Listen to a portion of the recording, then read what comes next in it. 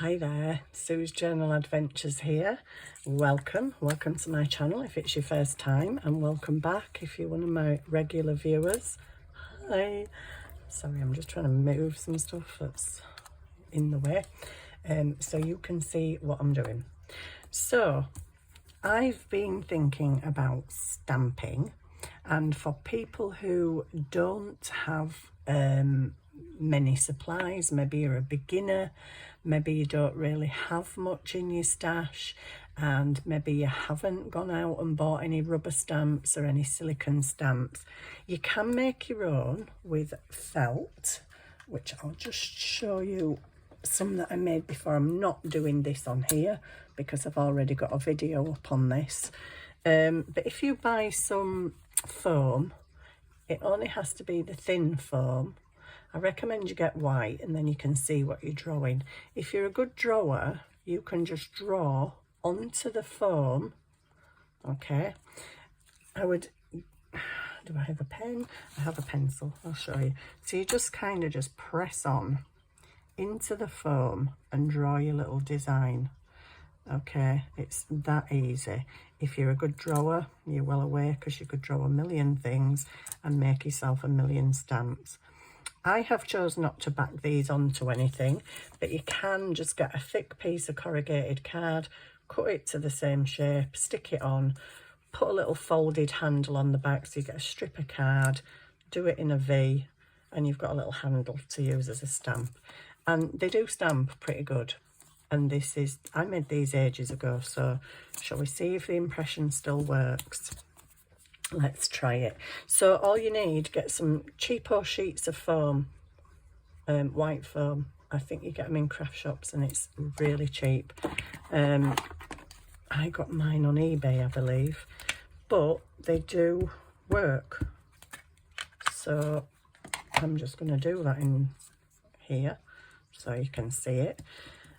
So you can make your own stamps. If you do not have a massive supply of, craft stuff, don't be thinking you have to go out and spend loads of money. I'm not very good at drawing, so that's not exactly the best butterfly you've ever seen, but it works. It works. And just make sure you press on with a ballpoint pen or a pencil, and then you get the relief. So that's one thing you can use for stamping if you don't have a massive supply. But then there's like a million and one other things we can use, and I haven't even got very much out this morning, because you can use wires, you can use mesh netting off your oranges, you can dip that in your ink and put that on. I'm going to try some different things this morning, and you can literally use anything. You can use your glue lid, you can use a lipstick lid, you can use all different size lids to get circles. I'm using my coffee dyeing brush, which looks a wee bit manky, but I'm just going to do some mark making on this paper so you can make your own backgrounds. So if you are a beginner, if you don't have a lot of money, you can't go out and buy fancy papers, you can very easily make your own. So I'm just going to dip the end of this, and I'm just going to make, might need to rub it a bit, I'm just going to make some lines. They're coming out very, very light, possibly because this is a sponge and I haven't used it for this type of thing. So sometimes on papers, it's just about mark making to create funky backgrounds. Okay, I need to remember to wash this before I coffee dye with it again. But you can do things like this, you can crisscross them. So you can use a sponge. You might, if you've got children, you might have one of these little sponge sets. Oh, it's really grotty, doesn't it? Anyway, it's probably I don't know, mouldy coffee. Probably. I do wash it every time I use it, but that looks a bit funky, doesn't it? So I'm going to also try these lids, because why have I put the ink away? So, oopsie, you can have a big lid, so you can make your own circles. You can have a big circle overlapping, and if you do these, I'm doing it all in black this morning, so as you can see it a bit better really. But if you do it in all different colours, and then maybe come along and hand draw some little flowers and colour them in with pencils, you can make some really pretty background papers. And it's not really cost you much. You can get a whole pack of copier paper. You can get it in my local Home Bargains for £4, £3.99 I think it was. £3.99 for a big thick pack. So if you outlays the paper and you've got an ink pad or a couple of ink pads, you can use anything that's in your house to just make little images. You could even do this with coffee. People do make coffee rings on the paper. So you can use lids, even the bottom of your daubers. You can use the bottom of your dauber, I'm sure. You will get an imprint. So I'm getting little circles and big circles. If I did this in all different colours, now you might not have all different colour inks. If you're just starting out and you don't have much money, you might not have different inks. But then you can colour these circles in with pencils.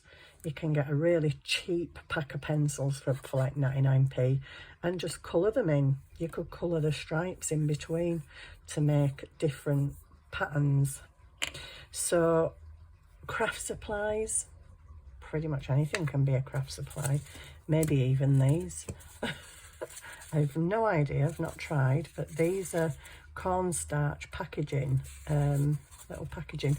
My granddaughter calls them Whatsits because they look like Whatsits. But can we do it with them? Yes, we can. Oh, like that. Oh gosh, I really like that. That is so cool.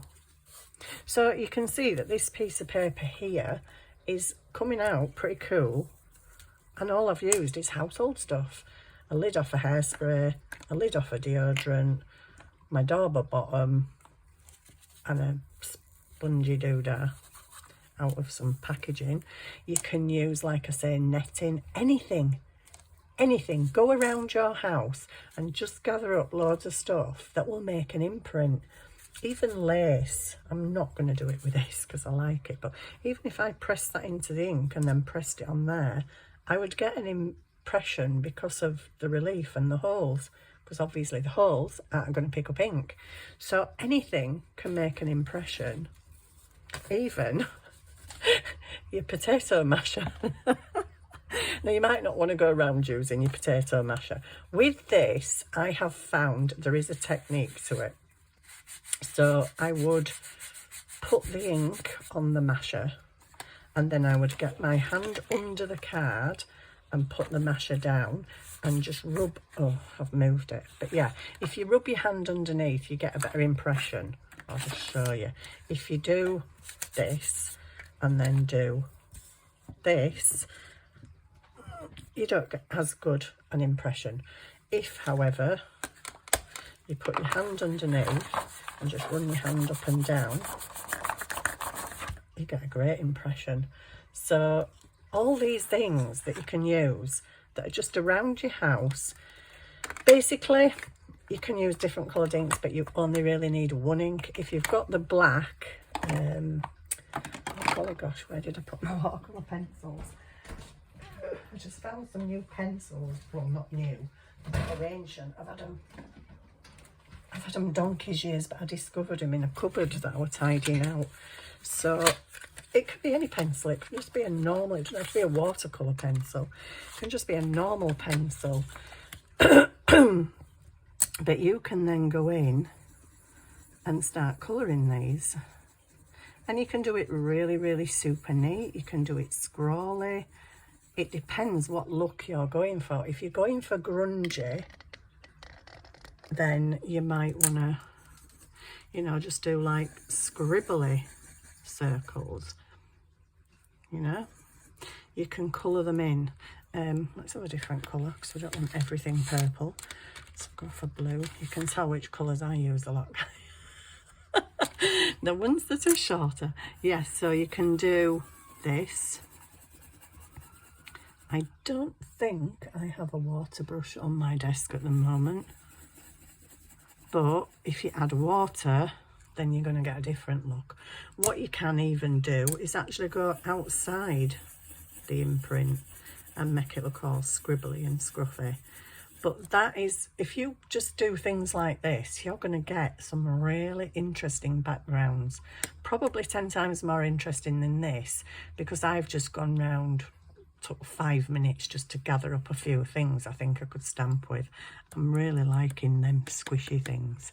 I'm going to keep a few of them on my desk because they are so cool for stamping with. So cool. You can use your daubers as well. If you've got any daubers, you can just use end of them. And if you want different shapes like squares or things, just look at other things you've got in your house. It doesn't have to be what I've used. I mean, I just saw the potato masher at the last minute and thought, ooh, I like that back. I do like that background actually. And what you could do with that as well, if you were putting that all across your paper, you could go in and individually colour each one of them. It's not a square, is it? Rectangle. You could individually colour one of them. I don't have a water brush on my desk, which is really annoying because I'm supposed to have one, but I haven't anyway. And you could colour these with pencils. You could colour them with felt tip pens if you wanted more vibrancy. You could use these watercolour paints, any paints. I've got metallic paints, so sorry, I'm just wetting my finger. I know that's disgusting, but you can spread out the colour with these watercolour pencils. Felt pens, gel pens, glitter gel pens, anything really. Can you imagine the fun you could have stamping and colouring your own pages? I've got a, what's that? A gold gel pen. So you could do lines inside the lines, squiggly. You can colour completely, or you can just have squiggles, or you could add other marks with your pen. So you could add squiggles here and there. You can add all sorts of colours, all sorts of mediums, paint, acrylic paint, anything. You could even add texture paste with these things, but if it's your potato masher, make sure you wash it good after. You don't want a texture paste in your food. So yeah, anything. What's this? This is supposed to be a calligraphy pen, but yeah, it's a wee bit strange. I can't quite do calligraphy with it, but it's gold and it's quite cool. And you can do spots, you can do anything. This looks a mess, but I think you get the gist of what I'm saying. The options are endless with what you have in your house. And if something has got a texture like that, for instance, just try it. It might stamp, it might not. I'm not going to try with that because that's a pocket for my journal. But yeah, anything. And like I say, you can colour these in all different colours. You can watercolour them. You could even go so far as, once you've coloured all that background, then come along and draw a little flower on there. Hand drawn. Draw a flower, colour that. And I know it's weird. Well, that's a weird flower. But that's a funky little background. You could just cut that out. I mean, you could colour the squares all the same colour and colour your flower really vibrant and different. But you could just cut that out, that whole thing. And that's a pocket for your journal. Super ideas. Doesn't look so super on this page, but I think you get the possibilities. The possibilities are endless with stamping. Stamp anything. Try anything. Simba, can I borrow your tail a minute? But yeah, whatever you've got that has texture, it will make an imprint in the ink and on your paper. So yeah, I'm going to go wash this before I forget and end up with black mashed potato. Don't think that'll look very nice. So thank you for watching. I hope this has given you some ideas and inspiration. If you are a beginner and you don't have many supplies, you can pick a pack of pencils up for 99p, get a black ink pad for 99p from, well, we'd get it from the range in the UK. I don't know where you'd find cheap stuff. Probably if you're in America, I've heard a lot of Dollar Tree expressions. Yeah, you don't need much. If you've got marker pens even, these aren't going to be any good because they're white, but you can even make marks with them and, you know, do stuff on the colours. That looks absolutely amazing, doesn't it? Not. But it's ideas. That's all I was giving you. You can also use, the tip of your pencil. If you've got a rubber on end of your pencil, you can come along and make tiny dots with that. So don't always come out as dots. Depends how much you've used your rubber, I guess. But yeah, there you go. So you can keep adding. You can use different coloured ink pads, you can use different coloured pens and pencils, and you can make your own backgrounds. Pretty unique, because nobody else on the whole planet is going to have that background. So how cool is that? I think that's pretty cool. Even things like this you could use to stamp with, or you could use to stencil through it. Actually, you could just rub the ink pad over it and then you'd be left with an imprint. So there's also things in your house that you can use as stencils as well as stamps. So just go and have a look around, see what you can find, and have, oopsie, get the shakes, and have some fun. See you soon.